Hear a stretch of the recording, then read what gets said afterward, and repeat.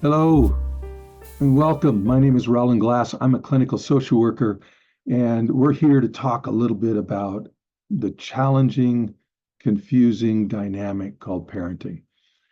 And here we are in the holidays, and the challenge of parenting becomes even more challenging during these moments. Lots of demand, lots of pressure, lots of things going on. Of course, that's normal life too, but then you add the holidays. So I thought I would just share a little bit of guidance, maybe a few tips that can help us through the holidays.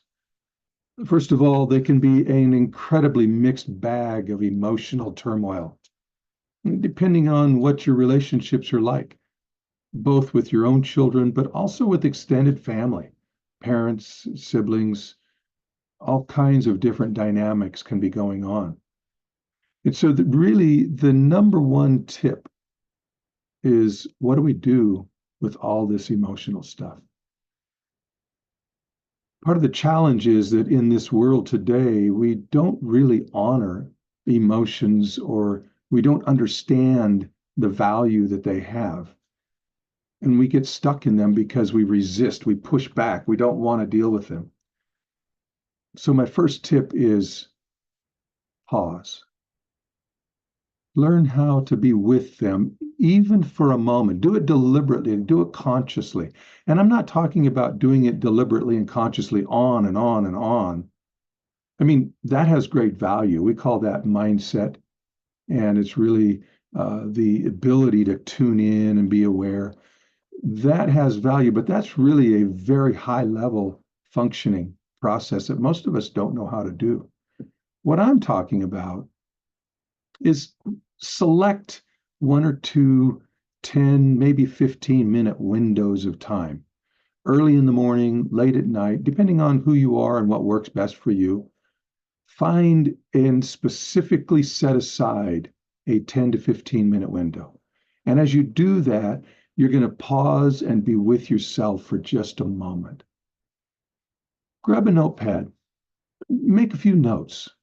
I'm thinking about my oldest child, and this is what I'm feeling in my body and feeling emotionally. And take a few moments to think about your own growing up years, reflecting on the holiday season when I was growing up. Write these things down, pause a moment, reflect, write some more, and do this for about 10, 15, maybe 20 minutes. And then after you've finished that moment of pausing and being with, then do something completely different. Like, for example, go for a walk, take the dog out, or just simply sit in the backyard and listen to the birds for a moment, drink a nice cool glass of water or a cup of tea, something that completely changes the atmosphere around you. Maybe listen to some music for a little bit. There's a lot of different things that we can do to change up. So you pause, you tune in, and then you change the atmosphere. And then you go on with your day. You go on with the holiday time period.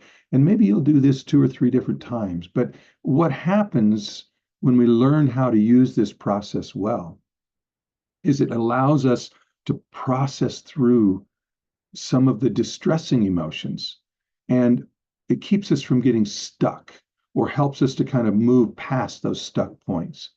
Some of you might have been practicing avoidance, resistance for a long, long time. Some of you might have been practicing, I don't need my emotions for a long, long time. Getting unstuck from a life pattern of 30, 50, 70 years of avoidance might take a little bit longer, but it's definitely going to improve your ability to enjoy the holidays. Well, I hope that this moment will make your holiday experience with yourself and your family a little bit more enjoyable. Thanks for tuning in.